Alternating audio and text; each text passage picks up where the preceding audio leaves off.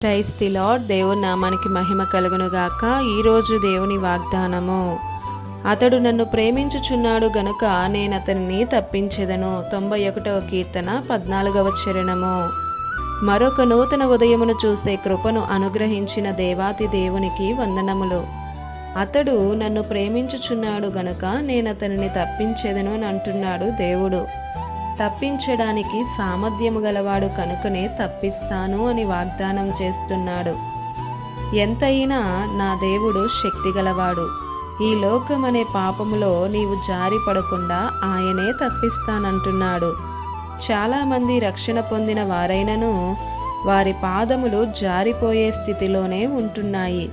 దేవుణ్ణి ప్రేమించే నీవు ఈ లోకంలో దేనినో ప్రేమిస్తున్నావు కనుకనే ఎక్కడో సన్నగిల్లిపోతున్నావు. దేవుని వాక్యం సజీవమైనది, శక్తి కలిగినది. ఈరోజు నీవు మరణములో నుండి, శాపములో నుండి, ఆపదలలో నుండి తప్పించబడడం లేదు అంటే మీరు దేవుణ్ణి ప్రేమించడం లేదు. ఆయనను పూర్ణ హృదయముతో, పూర్ణ శక్తితో, పూర్ణ బలముతో ప్రేమించి చూడు. అపవాది ఎంతగానో మన పాదములు జారే స్థితిలోనికి తీసుకుని వెళ్ళాలని ప్రయత్నించినా సరే ఆయన మనల్ని తప్పిస్తాడు. క్రీస్తు అనే బండపై నీ పాదములను నిలుపుతాడు.